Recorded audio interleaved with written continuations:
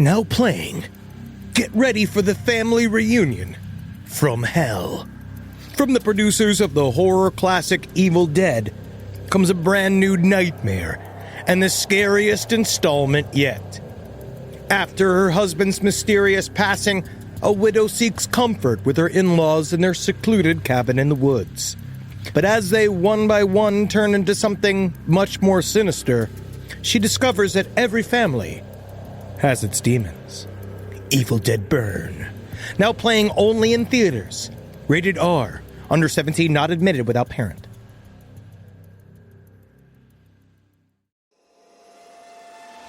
Last podcast on the left is all about the facts. So when Southern New Hampshire University came on as a sponsor, it was time to do some research. Turns out they offer more than 200 online degree programs, and get this, criminal justice and psychology are some of the most popular.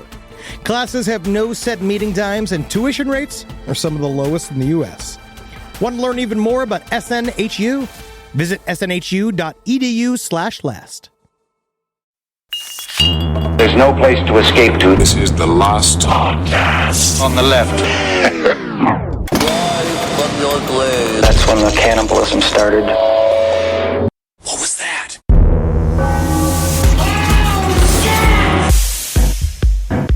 Queen's an important woman, you see. She's the crown jewel of the entire monarchy. You betcha, eh? And I was like, the queen is an 80-year-old retarded lizard who does nothing and serves no purpose. All right, we want to start this thing up, Marcus? Yeah. All right, welcome to the show. I'm Ben Kissel. That's Marcus Parks. With us It's cold outside. Where's my perko? I can't seem to find it. Well, I guess I just have to use old Mary. Yeah. Oh, I forgot to put a zipper on this. I'm going to have to make a zipper with these teeth.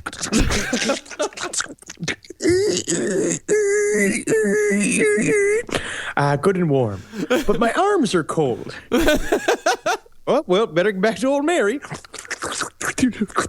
Oh, bit snug. Yeah. That's a bit snug.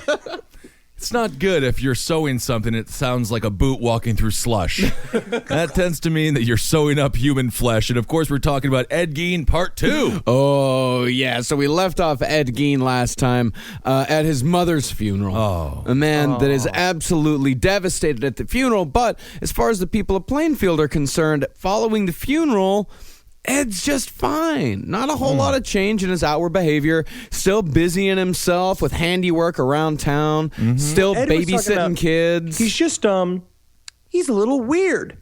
You know? Some about Ed is a little weird. Yeah, just a little bit off. He's a bit I of don't know what it is about him. He's a bit of an oddball. Augusta is dead. Oh, yeah. And he's But I also find, I want to go back over a bit overview too again about Ed Gein. The more and more I read about it, it's so interesting kind of how mundane it all was when it comes to Ed Gein. People are looking for him to be this sort of like homicidal maniac, as we're going to go through the details of his crimes.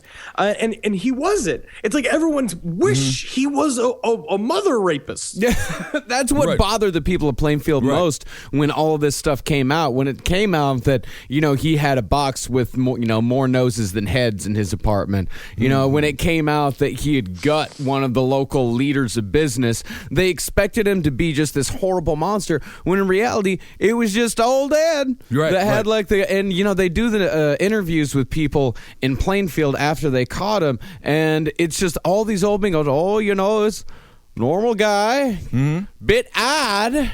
I mean, just a normal guy. For Plainfield, Wisconsin, being quiet, being humble, that's normal. Everyone's crazy behind those bizarre eyes of a lot of Wisconsinites have. Unlike a Richard Ramirez type who wanted to be like the night prowler, he wanted to brand himself as something spectacular. Ed Gein didn't think he was doing anything that wrong. No, because he probably had 3 uncles that had shoes made out of human feet. I'm sure he did. Who knows? You don't know what they have in each other's in these farmhouses. They're all out there diddling cows, putting a dress on them, and saying, "Oh, at least we're married." You know what I mean? Like, exactly. You put a cow in a dress, you got yourself a wife. Well, there were the only people that were really uncomfortable in Ed's presence, of course, were women. Right. You know, and while he was never inappropriate with women, he was one of those guys that tended to ogle them a little bit. They talk about how when all the men would gather up, whenever all the men were working together, they'd go and eat at lunch at somebody's house. The Ed would just kind of sit there after everyone else is done and just stare at the women in the kitchen until they noticed him, in which point he would just fucking pick up and leave immediately. And the thing that also disconcerted a lot of the people is that he started switching out his belts for a measuring rope. You know, like you do for like tailors have, which is really weird because he would just always go up to him and he's like, "Hey, you want to play soft limbo?" He's like, "What?" And then he just wraps the thing around her tits and just goes like, "Oh, limbo." Right, That's 49 inches. That's interesting. And of course, he was always fish hooking the gals with his finger, putting them in her mouth and holding them up like they were big tuna. And be like, take a picture. Look at the size of this one I got. This is the one that didn't get away. You should have seen the one that did. Size of the boat. Anyways, I'll kill her. So he perfected what feminists now call the male gaze. He was very good at the male gaze. Just stare until they get creeped out. Yeah. Except for there was also another story when he first got arrested that came out about a man who felt very uncomfortable by Ed Gein, a 300-pound Nina barber who owns is that how you pronounce that? Nina, Wisconsin. Yeah, they make a lot of manhole covers. Very successful town. That's sad. A 300-pound Nina barber who owns a farm near Slayer Ed Gein's house said the recluse pinched him on the belly once and said he'd be just about right for roasting. The barber also revealed that though he didn't think too much of the remark at the time, he definitely noticed that Ed had a peculiar look in his eye. Yeah, the headline from that story, and that was a headline story. The entire story was about that. The headline was, 300-pound man recalls pinch and remark by Gein. I mean, you know, that's kind of a funny little remark. I mean, obviously, in hindsight, you realize how creepy it is. I'm surprised Gein didn't want to make him a couch. That's kind of nice. Well, he was a man, and Gein worked exclusively in the medium of middle-aged women. And to be honest, if I had a nickel for how many times I've been pinched and told how good I'd be for roasting, I'd have like 45 cents. That's a lot. Well, one such middle-aged woman in particular was the owner of the local tavern, Mary Hogan. Now, Mary Hogan seems like a 60-year-old version of Jackie. Yes, Jackie Zabrowski from the Round Table. And Henry's sister. Loud, foul-mouthed, drunk all the time, checkered past, or at least rumored to have a checkered past, supposedly been divorced twice, scandalous in the 50s, and she had connections to the Chicago mob and had worked in Chicago, specifically Cicero, as a madam. Mary Hogan, strong name for a strong gal. That's right. Yeah, exactly. She was rated to Hulk Hogan, and she was the one that gave him his patented body. Oh, I love that body. Also, in order to be a Chicago mobster's wife, you have to be able to at least drink 9 beers and eat 2 Chicago buckets of pierogies, which are technically bathtubs. Make the meatballs right as well. So for Ed, at this point, it's been about 8 years since the death of his mother. And in the interim, he started to lose his grip on reality just a little bit. Right. So this is my question. In terms of these next couple of details, I think there's still a lot to debate about whether or not Ed Gein was actually nuts or not. Or if he was just really... I know he was... Yes, obviously he wasn't together. I mean, he's not going to be a fucking radiologist anytime soon. Right. But he definitely made up some details, I think. But this stuff's really interesting because he began to see, he said that he would walk like outside of his house and basically during those 8 years of isolation, he went totally insane. Yeah. And he said that he saw vultures in the trees staring at him and shit like that. Hundreds of vultures dripping with blood and entrails. You ever been to Plainfield? That's all they got over there. They got a bunch of vultures staring down at little Ed Gein's. The pigeons are getting together again. Do we feed them bread? No, George. You know what we got to feed them is all these dead rats. Got to. That's all Plainfield has is vultures and dead rats and Ed Gein's ghost. But he said he would also see faces in leaves and they would start like going like which is like not helping somebody's attitude. Well, to be fair, this is before television really picked up. There was a couple of basic channels. You had your 1, 2s, and 3s. This was before HD. He was just trying to entertain himself. And really, to be in the mind of Ed Gein, that's a hell of a television show. Creepy. Yeah, and I wish they didn't make Channel 4 the thing called Haunted Dreams Made of Broken Glass and Spider's Legs that he also was addicted to. He love loved that. watching that show. So the other things that he had reported that he started to hear at this time is that he started to hear his mother's voice as he was falling asleep at night. And he never exactly said what his mother's voice was telling him because, of course, every time he started to talk about his mother, he started blubbering like a fucking child. Yeah. And couldn't, Hey, Ed, you think about cutting out the pussies? It's a fun idea. It's a good idea. No, Mom, I don't want to cut out the pussies, Mom. I think you should. And as your mother, I command you to cut out that pussy. All right, I already have 9. Have you ever noticed how sometimes a woman's arms and her legs they look like violin bows? Make some of those.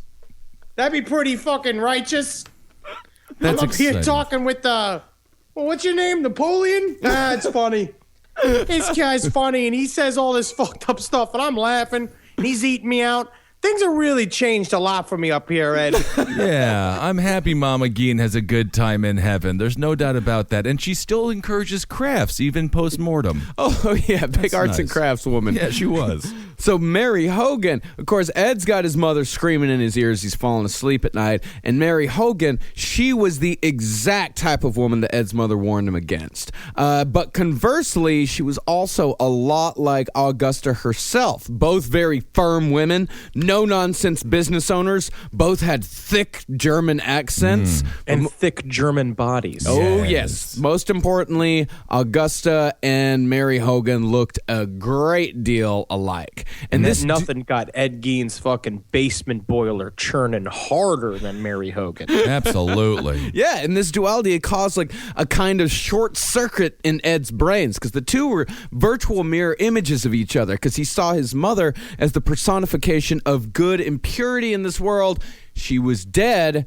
The other one, Mary Hogan, evil and lusty, but alive. But That was the problem. yeah, and The that alive part. yes.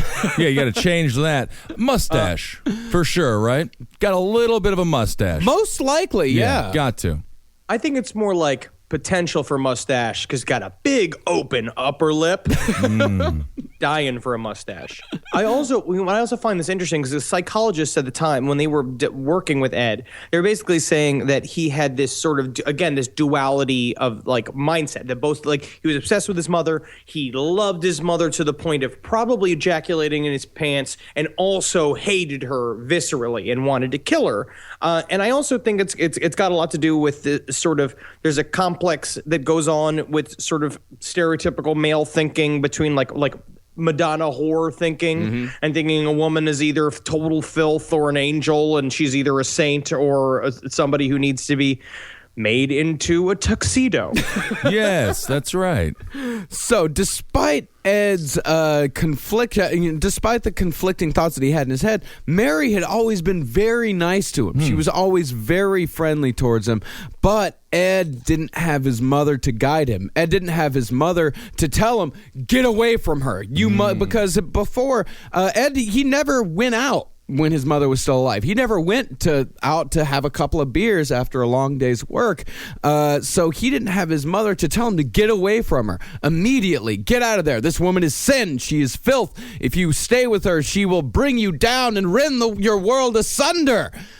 And he had a bit of a crush on Mary, and the sexual feelings that Ed had for Mary Hogan would be what would push him over the edge because his mother told him again and again, women were sin, and his mother's word was law. Mary had to go. So on December 8th, 1954, Ed put a .32 caliber bullet into Mary's head as she closed up shop, loaded her body into his truck, took her back to the Gein homestead, and when asked what he did with the body, Ed said he strung her up in the summer kitchen, cut up the body, saved some of the parts, and burned the ones that he didn't want. Very Native American of him. Yes. Except they used all the parts, so I think he should think about that. Poor Mary Hogan. I know. Like, I mean, this is really like you just feel for her so much because she was just a bawdy tavern owner in small town Wisconsin. She would have Also, been a you good look friend. at she's staring at somebody like Ed, who is this fucking gaunt, weird skeleton man who she's probably just being nice to, because he's hanging around just staring at her all day long, talking about how her boobies must hold a lot of wine if they were made in a wine sacks. That's funny, Ed. She was just being a good bartender. That's like there's right. that regular weirdo who's always lonely that comes to a bar. She was just being a good bartender. She got killed for it. Well, technically, that's me. That's what I've been doing. Oh, just going to a bar and being a lonely weirdo? Yeah, but I'm not staring. Yeah. I'm writing in my journal with a gigantic quill. That's very scary. It's very scary. Looking at chicks' breasts as if they're bags of Franzia. That's not right. That's not right, Henry. I'm surprised he used a gun. He seems like a knife guy to me. Oh, no. In fact, Ed... He didn't like killing, right? He hated... Well, he had no problem killing small critters, like raccoons, possums, things like that. But he couldn't stand the sight of blood. He would faint, in fact, at the sight of blood. And if you say, like, okay, there's these... that's kind of a discrepancy if he butchered these women. But he always maintained that when he was in these sorts of...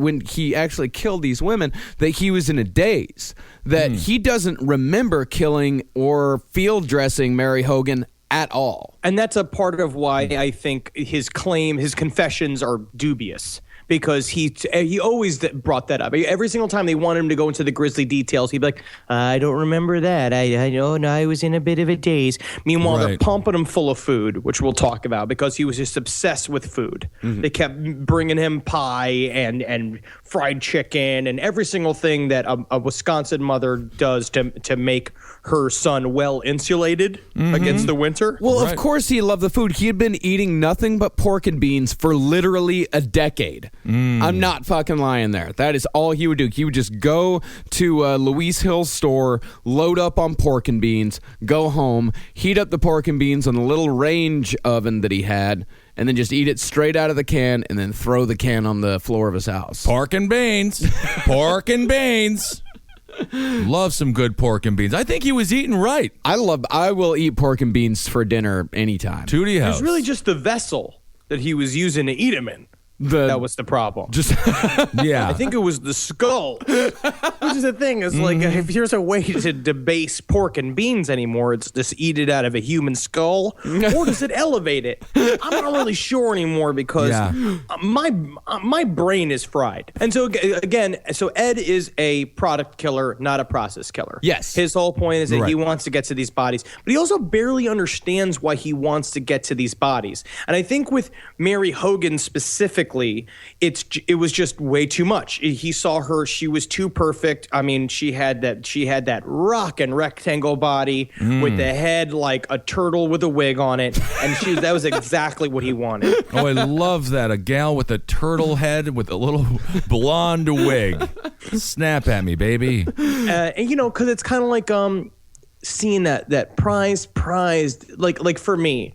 A tube of Berkshire pork, all riddled with fat and deliciousness. And it's like maybe tucked away in a hidden refrigerator, and that I know that it's over there, and maybe it's like $200 of a piece of it, and I'll just splurge and I'll get it, or I'll break in the store at night and I'll fucking steal it because it's haunting my dreams.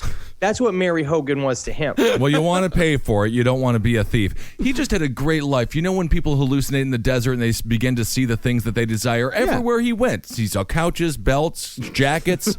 I mean, this guy really had a fun imagination. Yeah, he did. So coincidentally, at around the same time that Mary Hogan disappeared, 4 other people had gone missing in this area of Wisconsin. Right, which is a lot, because again, there are not many people in Plainfield at this time. Not many there now. Yeah, it's a lot, but Mary's disappearance was lumped in with these other 4, and nobody, of course, suspected harmless old Ed, who had actually been drinking at Mary's the night of her disappearance. The cops went out and said, "Hey, Ed, were you at Mary's last night?" Like, "Yeah, I was there." And he's like, "Well, did you see anything weird?" "No."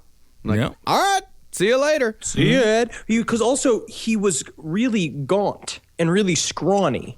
But so they were like, that's what we'll see later on too, is that no one believed that he could even commit these crimes because he was so skinny and weak. But actually, he had what we were talking about last episode. He had that farmer strength. Yeah. So he just flopped Mary over like she was a side of beef because that's what she was, and dragged her in the car like it was zippity dippity because he had them hay baling hands. Yeah, man. Deceptively strong. And as a side note, Ed would be completely cleared of any involvement with any of the other disappearances. It was like there was some sort of weird vortex going on in Wisconsin in 1954. All right. But not long after, I mean, shit, we joked earlier about Ed making the Mary Hogan jokes. He actually did make Mary Hogan jokes. He's one of the men who employed Ed from time to time. One Mr. Elmo Ueek. Now, that's a classic name. Elmo Ueek. Elmo. Now, that'll get you elected mayor in 90% of municipalities in Wisconsin. Elmo's a Sounds like strong someone who's- name. It sounds like he's born with 4 strands of hair and never got more than that. Yeah. Why do you need more than that, Henry? You know, you have to ask yourself that. Man, well, one day Elmo, he was teasing Ed about Mary. He said, Eddie, if you spent more time courting Mary, she'd be cooking for you instead of missing. And Ed just he rolled his eyes, he scrunched up his nose, and he said, She's not missing. She's down at the house right now. and for a while, this was... That is funny. God, I love Ed. God, Ed, keep Eddie around more. And for a while, this was Ed's favorite joke. Like, you ever Right. get that joke that you just want to tell to every single person? Absolutely. Yeah, and when he was in the company of others and the subject of Bernice came up, as it often did in Plainfield at the time, Ed would, he'd get that odd little grin on his face, and he'd just say... She's at the farm right now. I went and got her in my pickup truck and took her home. I got her pussy on my cock right now. This is That great. weird that I put her, I have her whole vagina inside of my whitey tighties. You know, he's a little bit. He's not my favorite comedian. He's a little blue for me, but you can't deny he's funny. You can't deny it. He's got a humor. He laughs a little bit too long at himself, but that kind of gets a little creepy there. But This podcast is brought to you by Squarespace. Squarespace is an all-in-one website platform that helps you stand out online. Yes, that's right. You don't have to smash your face with a hammer. You can just start a business. It's got everything you need on Squarespace, from securing your domain to building a professional site and showcasing your work all in one place. Let's say you want to show everybody how you can carve your ribs out of your lower abdomen so that you look more like a Ken doll. That's amazing. You can bring your vision to life with AI-powered design or curated templates, plus flexible editing tools that helps you create something that truly reflects your style, especially if you are somebody that is trying to corrupt the young men of America. That's what Squarespace is really going to help you. Squarespace makes it easy. It makes it easy for you to put all that together, and you just go to Squarespace and do it all. Thanks, Braden. Head to squarespace.com/left for a free trial. And when you're ready to launch, use offer code LEFT to save 10% off your first purchase of a website or domain. Hey there, everybody. I want to talk to you about horticulture. Yeah. Did you know that Fast Growing Trees is America's largest and most trusted online nursery? I did it. I got trees from them. I got bushes to cover up that stinky wall that my neighbor has in my house. It looks good. It's really going nice. But last year, I got an avocado tree, and woo, doggy, she grow fast. She grow real fast. It's budding already. It's been a year. Usually it takes a little bit longer than that. You know what? I don't even know if that's true or not. But it is budding and it is growing. And you know what I did was I rent. I don't own my home, so I put it in a pot so I can take it with me and it can be with me for the rest of my life. And now I got avocados forever. And just like Forrest Gump says, that's one less thing. All right, so go on to Fast Growing Trees and get yourself a tree that you want to see get tall super quick. Right now, they have great details on spring planting essentials, up to half off on select plants. And listeners to our show get 20% off their first purchase when using the code LEFT at checkout. Offer is valid for a limited time. Terms and conditions may apply. FastGrowingTrees.com. Hey there, everybody. Is your cell phone bill too much money? Are you getting that bill and you're like, hey, what is this? I can't believe for what? For 5G? Are you crazy right now? $100? I don't even barely got any bars when I'm just sitting in my living room, okay? You don't have to deal with that anymore. Are you ready for this? $15 a month. That's right, $15 a month on Mint Mobile. Yeah, baby. Get their wireless plan, because they're just sitting there on the T-Mobile 5G network, and it's just $15. Your whole life, you're just paying all this money every month. You're like, why? Where's it going? It's going to these phone companies that are robbing you. So go to Mint Mobile. Let them help you talk to your mom. So get your new wireless plan for just $15 a month. Go to mintmobile.com/LPOTL. That's mintmobile.com/LPOTL. Cut your wireless bill to $15 a month at mintmobile.com/LPOTL. That's it. There's no catch. Upfront payment of $45 for 3 months, $90 for 6 months, $180 for 12 months. Plan required, $15 per month equivalent. Taxes and fees extra. Initial plan term only. Greater than 50 gigabytes may slow when the network is busy. Includes up to 20 gigabytes hotspot. Capable device required. Availability, speed, and coverage varies. See mintmobile.com. And, and his joke, it'd be met with nervous laughter. Just people like, oh, Ed, he's just, he's got his own sense of humor. He's a bit of an oddball. A bit of an oddball. An oddball. It's like when a special needs younger brother says he's going to be the head coach of the Green Bay Packers, which is a personal story for me. My little brother still might do it. He might. He's not dead yet. Yeah, I just talked to him about it. So next year, look out, Packer fans. You got a new head coach coming. So nobody, suspected at all after Ed's jokes just how much truth they'd find in his statement when years later, Mary Hogan's head would be found in a brown paper bag in Ed's kitchen. Years later. Okay, so that is 3 years later. So what's on the head? After 3 years, what do you got?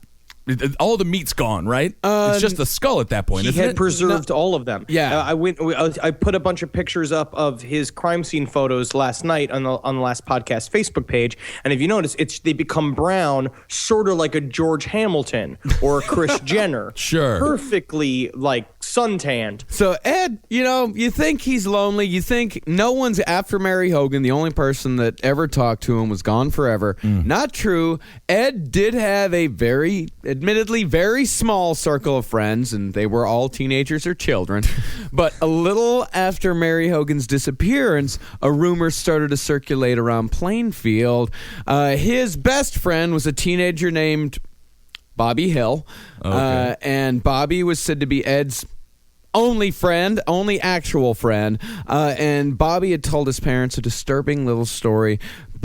He hung out with Ed quite a bit. They hunted rabbits. They went to high school football games together. And Bobby was also one of the very few people to ever go inside Ed's house. And on one occasion, Ed allegedly brought out a pair of preserved human heads to show to Bobby. And when Bob asked where he got them, Ed said that a cousin of his had picked him up in the Philippines during the war, and it brought him back for Ed to have. All right. Yeah, but just so weird, Ed, that why are you wearing one? That's what they do in the South Seas. Just having fun in the South Seas. How else you gonna eat your soup if you're not wearing a full human head? I don't know. We eat soup a lot, Ed. You're funny. Gosh, gee willikers. You want to go play some jacks outside? So Bobby Hill is just a teenager. He's hanging out with Ed's about, 42 years old at this point? Maybe a little bit older, 44, something like that? He is, yeah. He's definitely in his 40s. Right, yeah, right, I think right. Little old Bobby was trying to seduce Ed. It's very I'm gonna possible. put it on Bobby. I had a friend, when I was a small child, I had a friend who was in his 40s. Yeah? Yeah, Clayton. Okay. Do you have any repressed memories you want to bring up? Not at all. Clayton was a good guy, I have huh? to say this no, he was a piece of shit. Okay. But he did not molest me. He didn't. He didn't make you play Find the Rope with him? That's amazing. Are you sure he didn't play him? He didn't play the game Kiss the Clayton with you? I'm 100% sure. I saw my first porno at the age of 5. I knew what sex was. I knew what was weird and what wasn't. Was it from Clayton? No, it was not from Clayton. It was not from Clayton. So at no point did he want you to do the old chew the bubble gum between my legs. No, all I'm saying is that I know what Bobby Hill is all about. All right, I would have been friends with Ed. I would have been friends with the oddball. What does that say about us, Henry? We're normal. Oh, okay. No, you guys are like a couple of my closest friends. Yeah, so I think we're like Ed. We're technically like Ed. God damn it. We're funnier versions. We're funny about it. We're Yeah. being funny. So was he. In his way. He was a goof. Yeah. What I do like the ideas of Bob and Eddie hanging out, and it's just because it's true. It's like Bobby is this like 1950s like June Cleaver, like that sure is pretty funny, Eddie. And Eddie is this bent old fucking pervert who's like, while he's talking to Bobby, he's got his dick through a severed vagina in his pants, Right. as they're hanging out. Well, they're sitting there talking about the baseball game and talking about how it's like, I heard they run out of malt at the malt shop. They're going to have to change the sign. And he's like, yeah, that is pretty funny. Meanwhile, he's got like cum inside of a hollowed out woman's feet inside of his fucking garage. Well, just doing different things. Just because you're friends doesn't mean you have to have the same passions. You know, that's very important to remember. So when Bob told his parents about the heads, they weren't concerned or even surprised. They believed him. You know, people talk about rape culture, and I can understand why they say such things, but really, it's just the culture of corpses in Wisconsin. Just the comfort of bones. Mm-hmm. Oh, yeah, okay, at no point was this a red flag that the man might be doing something completely deplorable. No, they just said it's just the sort of thing that oddball's gonna have in his house. It's not. Also, it's really not. And also, it's very funny how liberally they use the term oddball in every single documentary and interview about him. I watched the old school A&E biography special about Ed Gein. It's real good. It was pretty good. Yeah. And it has a lot of the vintage like interviews from back in the day when the day he was caught, and every single one of them is like, it was a bit of an oddball. He was, how'd I put it? Martha, how'd you put it? He was an oddball. I mean, he is a bit of an oddball. Jerry Lewis is an oddball. You know, Harry Carey, he was kind of an oddball. Yeah, and despite Ed being an oddball, the Hills welcomed him into the home without reservation. And in fact, they invited Ed over to dinner from time to time. And in fact, Ed would be watching I Love Lucy after a meal of pork chops with macaroni and pickles at the Hills house on the night of his capture, hours after he field dressed his second victim and beheaded her in his cellar. Eddie, I hope everybody likes my meal. I serve this to people. Basically, it's in order to make people fat. Oh, I don't know. It's pork and beans. He did a lot of work. He was a hard worker all day, and he got rewarded with pork and pickles. What I also don't understand about, great. To me, the concept of oddball and the fact that this was their baseline oddball in Plainfield should have made Plainfield like a liberal mecca. He's just like a normal run-of-the-mill oddball. People should have just been showing up there after the crime and just being like, this is where our freak flag can fly, and just have have the LGBT community come in and claim it. I mean, I guarantee you the person that they thought was like the strangest guy in Plainfield was the only one who didn't vote for Barry Goldwater. They're like, yeah, Barry down the street, he's a commie. No, it was the one gay man who made suits in town.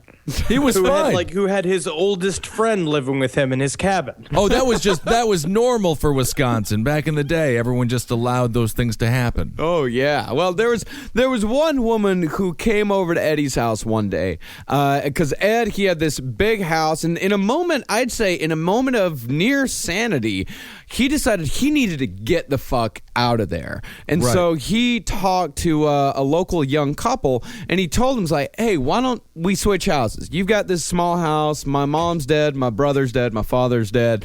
Why don't you guys come out? You can live in my house. I can live in your house. It's just a fair swap. So the woman, the wife, she's like, all right, you know what? This sounds pretty good. He's got that big house out there. So her and the husband came over and took a little tour, and they described, this is disgusting, they described the kitchen floor as slippery with grease. And this is before Airbnb even existed. Oh, yeah. This is a great reality show. They do those. You couldn't leave a 1-star review if you wanted to. No, don't Yelp about the Gein house. Have some class. Don't leave the review on Airbnb. This is a great reality show. They do the house swap show. Oh, yeah. And so you can imagine if you end up with Ed Gein's home, how exciting that would be. And you end up in a house that used to be a former, oh, look, it was a firehouse. Isn't that funny? And there's this pole slide, and there's big doors. It's like, oh, that's kind of weird. Yeah. And you end up in the other house, and it's just full of cut up tits. Oh, weird. It's a fixer-upper. Yeah, and there was a dead rat on the floor of his kitchen that he had shot with a .22, and he looked over. He's like, "Oh, this place is just. I'm gonna get around to cleaning it one day." Oh, that is classic Ed. Yeah, and the woman actually asked him, was like, "Hey Ed, you keep your heads? Is that the room where you keep your shrunken heads?" And he just said, "No. They're in this other room over there." Yeah, and the woman said, "Oh, people were always kidding with that about things like that." It's 2.5 bedrooms, 2.5 baths. The other half of the other bathroom is just chock full of lady knees. I put them over my knees. Double knees. Yeah, that's good. He actually dated a woman very briefly. Did he? One woman his entire life. She was named Adeline Watkins. Oh, okay. And papers would later describe her as, quote, severely plain. Yeah. And How does one be extremely plain? Severely plain. Like, that's aggressively plain. Offensively plain. She was also the most charismatic woman in Plainfield. So that'll tell you a little bit about the town. I think that's adorable. Yeah. Of course Ed's going to be with a plain gal. She got the khaki pants, the button-down shirt. Perfect Let's for say- each other. Let's just say she would be the perfect canvas. Yes. So the pair, their first date, they went into a matinee of It's a Wonderful Life. And isn't it? And sat next to each other, speechless the entire time. Good date. That is very nice, very respectful of the movie and the cinema. And on the next date, they finally started talking, and she and Ed said, my mother's passed on. And Adeline, she confessed she couldn't stand living with her widowed mother, said she was a huge pain in the ass. That is God. And of course, Ed just ended the courtship right then and there. This is a very similar story, though, to when Rocky Balboa began dating his wife in the movies. Oh, Adrian. Yeah. They didn't speak very much at all in the beginning. And that is another severely plain woman. Yes, and he is sort of crazy because of the boxer brain and the lack of intelligence. I just want to put this out there then. Again, if anybody out there feels lonely and you feel like you won't find that somebody, you can. Ed Gein did. BTK was married. All these people found love. Yeah, at one point or another. I mean, they threw it all away with the bad fascination with death and murder. The murder, yeah. I mean, threw away a lot. Right. Yeah, they didn't turn it into something constructive like a podcast. Ooh, very good. Oh, yeah, and speaking of constructive and speaking of filling your ample amounts of spare time, your days upon hours upon weeks of doing nothing at all, Ed liked to spend his spare time, besides his obvious hobbies, with reading. And in fact, his reading his IQ was actually pegged as normal bright. Oh, okay. Because his reading comprehension was huge, and he was a voracious reader, but his reading habits did tend towards the macabre. Right. When they went into his house, they found stacks of detective magazines, which outlined brutal crimes, and they found adventure books which detailed all sorts of South Seas exploits, particularly those involving headhunters. But his favorite stories were about the Nazis. He obsessed over concentration camp guards, specifically ones like Ilse Kruk. Right. She was the bitch of Buchenwald. Now, in order to be called singularly the bitch of Buchenwald, Right. you got to be pretty mean. You have to be the meanest one. I want to see his television show. Forget Reading Rainbow. Was that LeVar Burton that hosted that thing? Yeah, I never learned nothing. If I would have had Ed Gein's book club, that would have been great. Yeah, the Ed Gein Book Club with Eddie Gein, live from Plainfield, Wisconsin. What I like about this book here is it's got this cover of this woman real thick in the hip. Yeah. Real wide in the chest, and she's got a Nazi hat on, and I like the angles of it. Hey, Mom. You should read it. Hey, Mom, can I buy one of these? Can I get one of these Nazi books? Yeah, your father has them upstairs. Ilse, she was accused of collecting human heads and using the skin of her victims for lampshades and book bindings. Ed also delighted in reading books about exhumations and necrophilia, like the stories of 19th century aristocrats who robbed graves for their own sexual purposes. And I also have an example of one of those stories from Harold Schechter's Deviant, which is very interesting, about the story of a young man named Victor Artisan, who was born in 1872 and at the age of 28, after having pursued his perverse activities for more than 9 years, was caught and convicted when his neighbors complained to the police of a terrible stench emanating from his house. The source of this odor turned out to be the cadaver of a 3.5-year-old girl that Artisan had brought home from the graveyard a week before, and until the body had reached such an advanced state of decay that he no longer ventured to touch it, performed cunnilingus on, believing, in words of the physician who has examined him, that this sort of caress could wake the dead. So he wouldn't touch it, but he ate it out? Yeah. Yeah. All right. But you know what? All of this stuff, he did it. Like, he actually, he read this stuff and he followed through. And in fact, he would say later that we're about to get into his graveyard antics. But much like this guy, this necrophiliac, Ed believed that he had the power to raise the dead through sheer willpower. Right. In fact, with every body he exhumed, he tried just that thing. But of course, after he failed with that, it was on to the anatomy. He had an extensive collection of anatomy books. His favorite was a secondhand copy of Gray's Anatomy that he picked up on one of his visits to Wisconsin Springs. You know that one, Ben?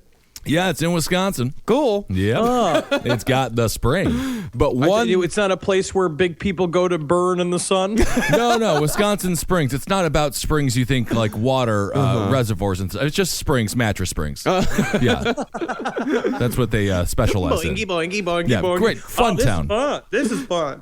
Yeah. Well, one story that really caught his eye was the true tale of Christine Jorgensen, which was also a big inspiration for another of my favorite pop culture icons, Ed Wood. Christine Jorgensen was America's first look at the world of sexual reassignment surgery. Okay. And Ed, since he was a little boy, he'd always wondered what it was like to be a little girl, to a point of obsession. Never dared tell anyone, but he wanted to be a woman. Like, that was one of his deep desires, was to be a woman. It's probably why he kept the weight down. Got to keep my figure. We talk about this a lot with a lot of serial killers. If there was a way for him to have talked to somebody about these feelings, and again, this is 1950s, nobody wants to talk about sexual reassignment surgery, especially at this point. It's just like, what they do for it is they put a hook on the inside of your own dick, and then they basically they feed it through your urethra until it comes out your asshole, and then they pull it through. Right? Yeah. It up. Yeah. So no one wants to talk about this. So it feels like when you're a little socially mixed up and a bit of an oddball, and you want to be a lady, a part of what you get in your head is, I just make a suit out of one. Right. Yeah, it's like if you want to be a businessman, you go to Whatever. Joseph A. Bank. You buy kill a suit. businessman and you wear his suit. Yeah, you should wear the business dress for the job you want. I want to be a businessman. Well, you got to go skin one, and then you get to be him. Yeah. Okay. Just you showing up in a job interview just covered with bloody loose skin. Yeah, it looks- I'm a businessman. Lancaster. It's so nice to meet you. Stocks and bonds. Barry Goldstein? Is that your skit? I'm Barry. Yes, I'm Barry. I meant to say Barry. Barry Sanderson. What was the name? Sugar. So Ed, he would, and this is actually a very sad. I mean, it's a lot of different things came together. You know, first of all, he was schizophrenic, highly schizophrenic. Second of all, the horrible abuse that his mother put him through over the years, and third of all, his desire to actually become a woman. All these three things came together, and we joke, but it is true. The only solution he could find was to go to the graveyard and dig up middle-aged women and make suits out of them. Right. And this is what he said about how his graveyard antics began. After my mother died, I began to have strange visions. I developed an uncontrollable desire to see a woman's body. I began to visit cemeteries at night when the moon was full. Had an aunt of mine worked up in a lunatic asylum, told me once how patients went wild at this time of the month. I began to watch the papers for obituaries of women. The night after they were buried, I would go to the cemetery and open up their graves. And then I'd just start dancing. You gotta dance. Ladies' night, and it feels all right. 'Cause this is ladies' night. Oh, what a night. Oh, what a night. Thank you, Ben.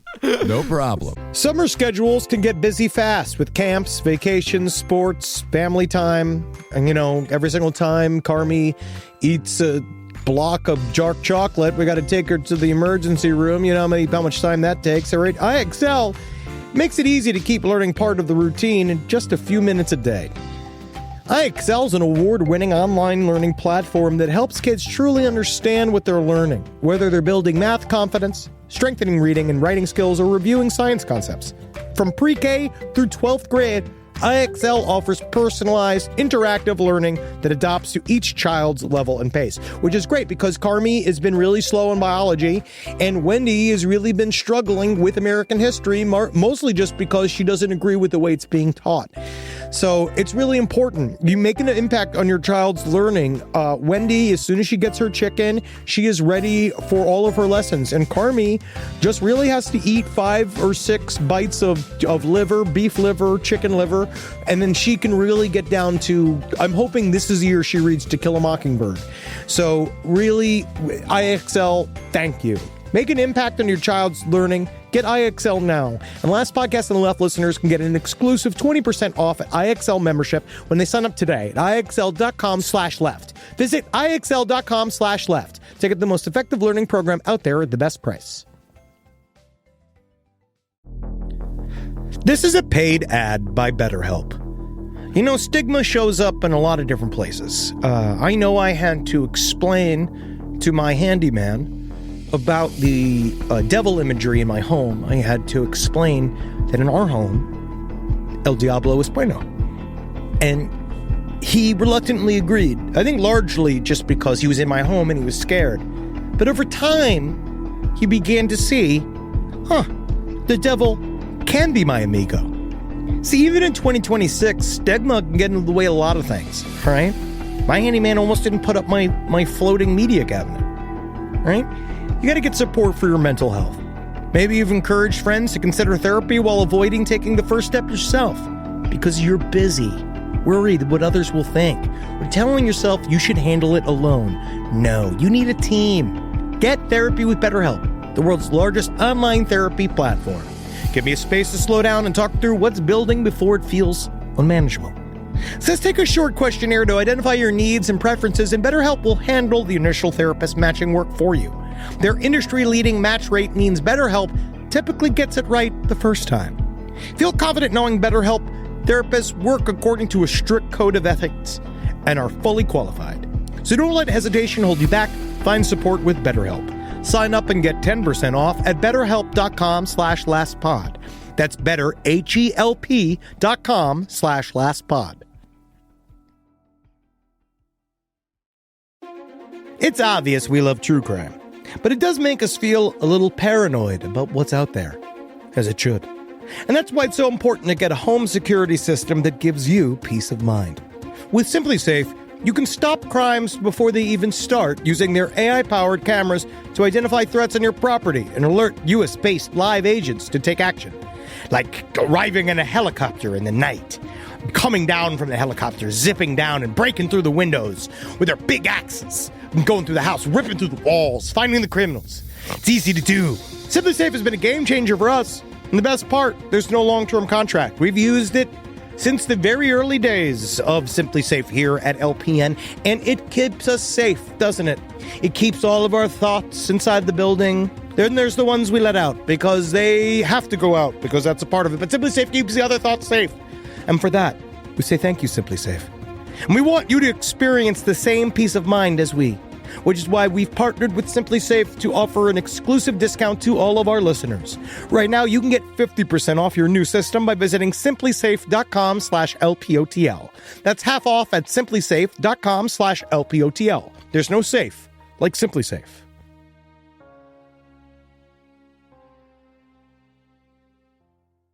So over a 5-year period starting in 1947, 2 years after his mother died, Ed made as many as 40 midnight visits to 3 local cemeteries, Plainfield, Hancock, and Spiritland, robbing graves at least 9 times, leaving the graves afterwards, as Ed would say, in apple pie order. I don't know. I leave my apple pies looking like a bit of a mess. Yeah, exactly. They all look like the American pie apple pie after the boy had sex with it.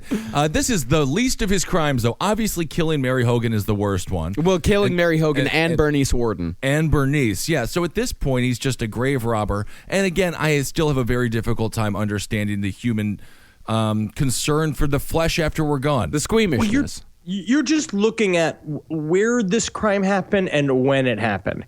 When these people heard this information come out that he was grave robbing and he was desecrating these corpses, people just literally couldn't understand it. Yeah. I was watching interviews with some of these old people that were dealing with it at the time, and they're literally just like, "You did what? What? Yeah. I don't know even what? Yeah.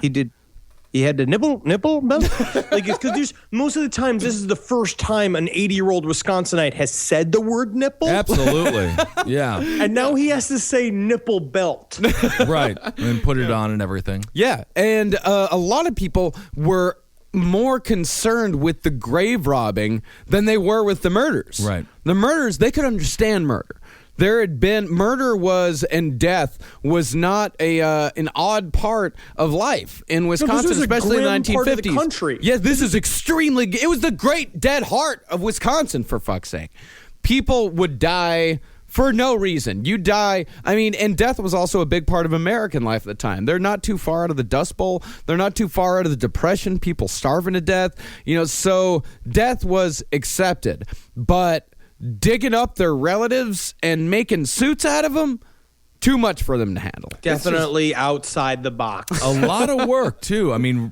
He would have to do this over a period of, 8 hours or so? Dig up a grave, take out the body, and in fact, redo it? In fact, when he was first questioned, investigators didn't believe him when he said that he had dug these out of the graveyard because, like Henry said, he was a small, scrawny guy, and the soil was very sandy. In Plainfield. So if you tried to dig up a grave, just more and more sand would start coming in, and they thought that it was an impossible task for one guy, even if he was strong. I would love to see. Ed Gein, how'd you get those traps? How'd you get that strong back? Well, you'd be surprised at just how many muscles you can build just digging up old fat women and snapping their caskets open and dragging their bodies out and then hauling the bodies up towards the ceiling and gutting them like they're a deer.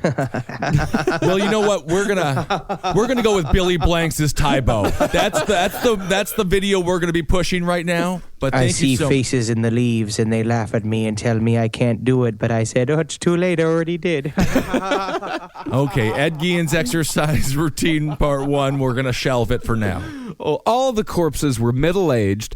All of them were newly dead, and in some cases, they were women that Ed actually knew. Oh, Well, he was dogging the obituaries. While he was reading the obituaries to try picking his perfect ones, each one that basically fit the same amount of water distribution as Augusta.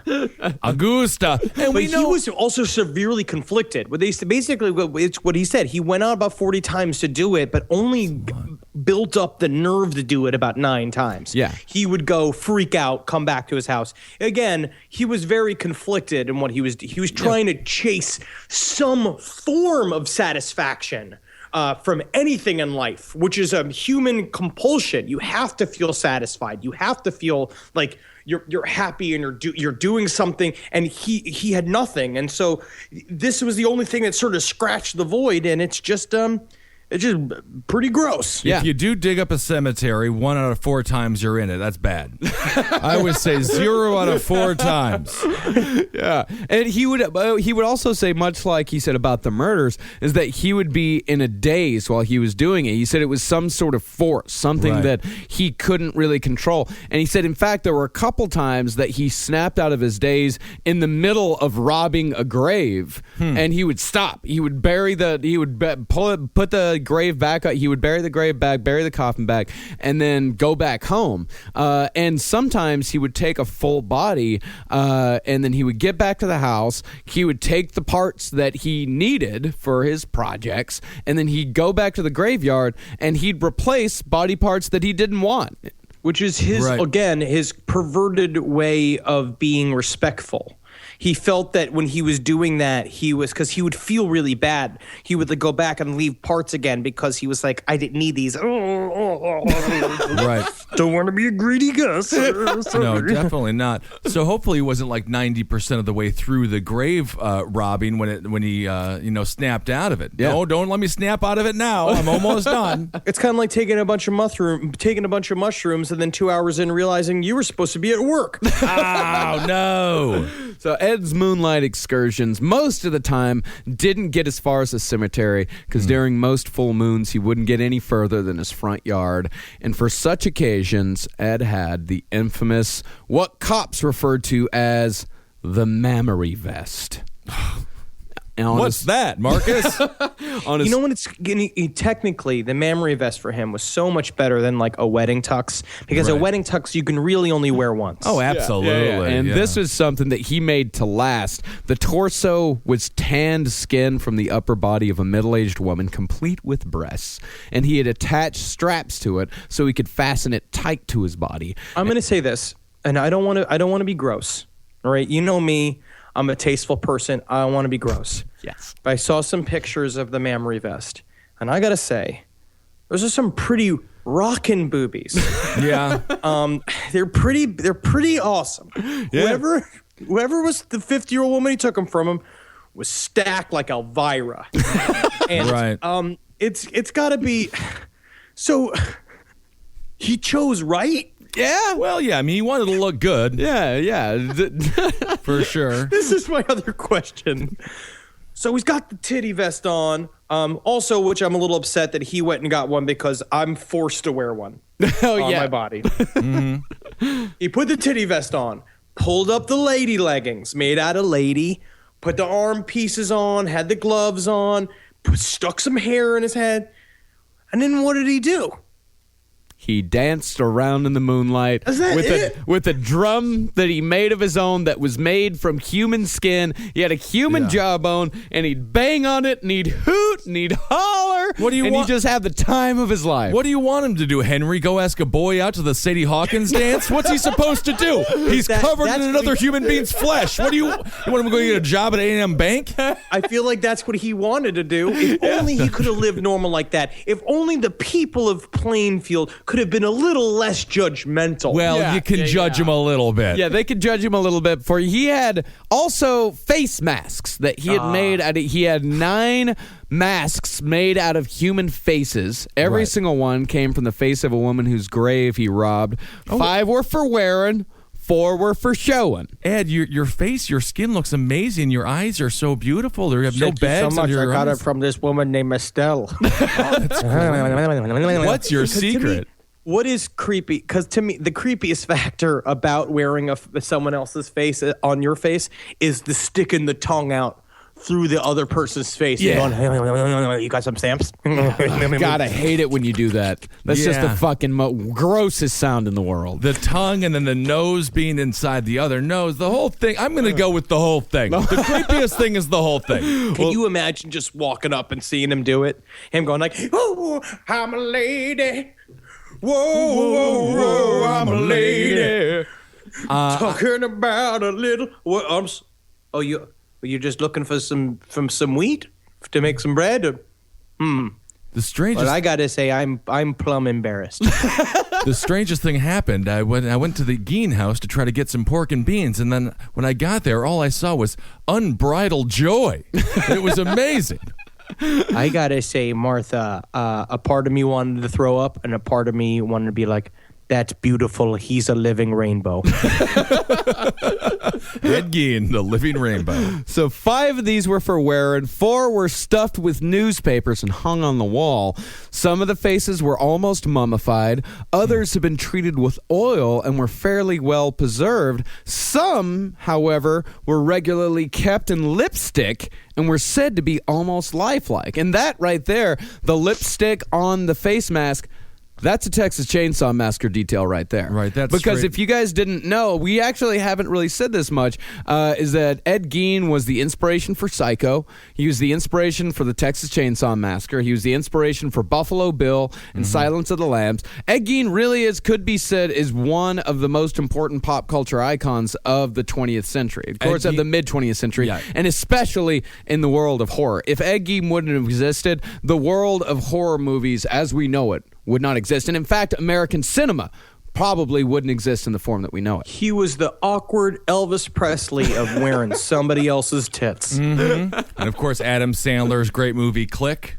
That was also based on that that, was film, and based also on The it. Notebook, Love which what that. people didn't know was that the original working title for Nicholas Sparks' Notebook was The Notebook, parentheses, made from human skin. Made from End humans. parentheses. I did not know that. That is great to learn. And what follows now is, as far as the piece de resistance of the woman suit that Ed had, this is from the Confessions of Ed Gein. Do you have any recollection of taking any female body parts, the vagina specifically, and holding it over your penis to cover your penis? I believe that's true. Would you ever put on a pair of women's panties over your body and then put some of these vaginas over your penis? That could be, yeah. That could be. Have you ever used the facial skins you took as masks, placing them over your face? That I did. And would you wear those faces over a prolonged time? Oh, not too long. I used to have other things to do. Case I'm closed. deeply in the middle of Mass Effect 3. I'm trying to get that done. And then I'm really perfecting my apple pie recipe. And then I'm also, I'm making a hat out of just a bunch of hands. It's a fun little hat out of hands. It's a project I'm working on. Did you ever wear their butts, Mr. Gein? No, never their butts. I'm not filthy. Well, in fact, speaking of him thinking things were filthy, he never, or said, and I believe him on this one, he said that he never had sexual relations with the bodies because he said they smelled too bad. I disagree with him on that one. Oh, the dead middle-aged women smell too bad to fuck? No, that he didn't do it. Oh, no. Of course he had sex with these bodies. He was wearing their skin. He was wearing their skin, but it wasn't his prerogative to have sex. It wasn't, I mean, technically, yes, he is a necrophiliac, but Yes. I don't believe that he ever penetrated any orifices. What's more penetrating than wearing a person? You're inside their skin. Technically not penetrating the orifice. Now we're getting into semantics here. You're getting all lawyery. I'm getting lawyery. I'm just saying, if he didn't have sex with these corpses, I would almost be disappointed in him. Oh, This is no. what everybody's saying. This is why everybody feels like you, man. They all feel like it. I actually truly believe also that he did not fuck them. Yeah. I think that's how much of a fucking weird dork he was that he didn't fuck them. I think that if he fucked them, that would make him even more of like a jock. I'm saying he fully fucked them. He was wearing them. He was inside of them like a Russian doll. I mean, technically, Ben, as far as the definition of necrophilia goes, the psychological definition of necrophilia, DSM-4, yes, Ben, you are correct. Thank you, Marcus. But in the real world, in layman's terms, In the real world. out of the hoity-toity ivory tower of academia, Yeah. I'm going to put it this way. When I wear a leather jacket, do I feel like I'm fucking a cow? No, I don't. When I'm eating a hamburger, do I feel like... yes, I do feel like I'm eating a cow. Yes, I do sometimes feel like I'm fucking... That's fine. That's fine. That's fine. I'm just saying, when you're using them like they're the herd of buffalo, Right. they stop being potential girlfriends, and they start becoming rolls of fabric. All right. Okay. That's You know what I fine. mean? Speaking it was of- only just a matter of time before we started turning them into tents and eventually weapons. Yep, selling them at Gander Mountain, the human tent made by Ed Gein. And Ed, when asked why he chose women in particular, he said, The hair, longer hair, seemed to have more value to me. Needed it for my materials. and he also took this from the Headhunter books that he had, in which longer hair was seen to be of more value. Did he sew He with was the also hair? He was also killing mommy. That's also the other thing too. He was doing mommy, and he doesn't want to talk about that. He had a hard time dealing with that, and never understood that. He never made the connection, which is why he rotted away in an institution for the criminally insane for so long. Rotted. He thrived. Yeah, he loved Yeah, it. honestly, he did great. That was the best time of his life. Yeah. Was living in that hospital. Yeah, the second half of his life, I mean, his sunset years. I mean, it's not often that the second half of life is better than the first half, but We should Ed be Gein, so lucky.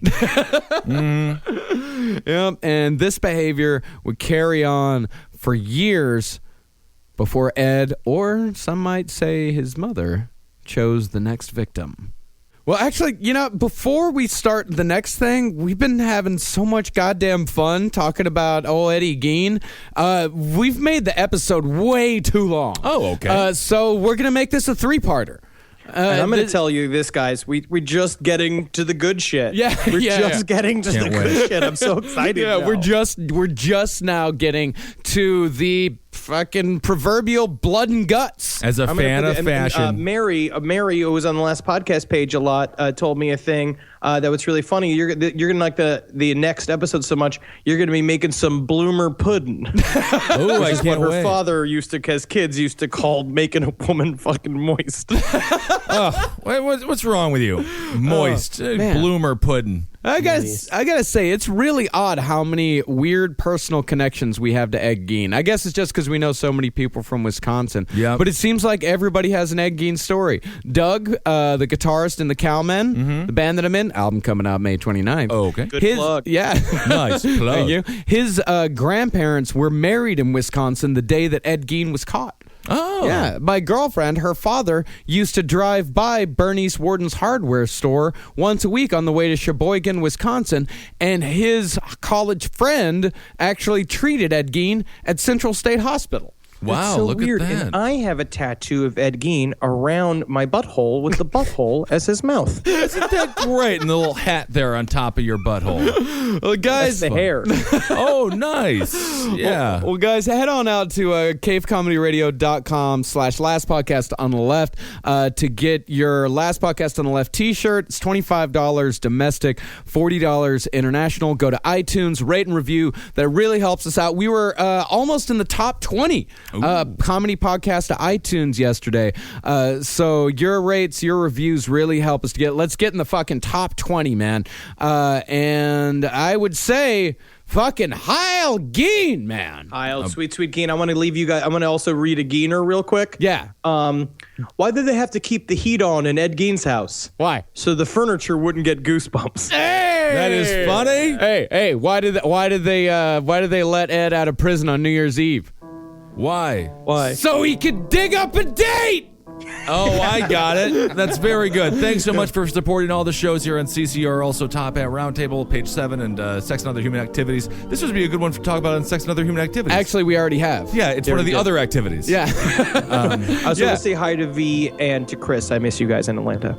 Yes, hail yourselves, everyone. Oh, and by the way, to listener out there in Indiana, Kevin Cleveland is indeed my cousin. Oh. And stop calling him a liar. Uh-oh. We got a feud. Hail Satan. You've always been good to me, and we're going to make a lot of money this year, Satan. Yeah, you'll right. see. You'll see, Satan. You'll see. Megustalations, everyone. Oh, oh yeah, Magustalations. Yeah. Yeah. Can't forget Hail that me. one. Yeah. I love you. All right, well, I love all of you. is this a cry for help now? I love all of you, and some of you more specifically, I love you the most. All right, someone just message Henry something nice. For more shows like the one you just listened to, go to cavecomedyradio.com.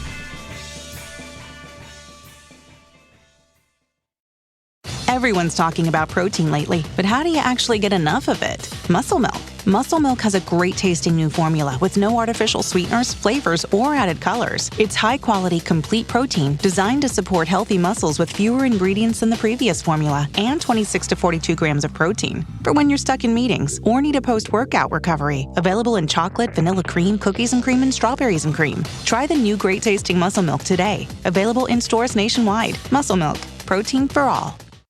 You've tried melatonin, the white noise machine, the blackout curtains, the magnesium, and you're sleeping fine. Not great, just fine. At some point, you have to consider the 4-year-old pillow is doing more damage than the magnesium is fixing. Coop Sleep Goods is running a bundle sale July 9th through the 20th. The starter bundle is the move. 2 pillows plus a sheet set, 40% off. And we're not saying it'll fix everything. We're just saying you've tried everything else. Coop's pillows are adjustable, designed to fit how you sleep, not just tolerate it. Mix and match any 2 pillows at 25% off or go all in on the starter bundle. One real upgrade beats 6 mediocre ones. Head to coopsleepgoods.com/comedy. That's COOP sleepgoods.com/comedy for 40% off the starter bundle and 25% off all other bundles.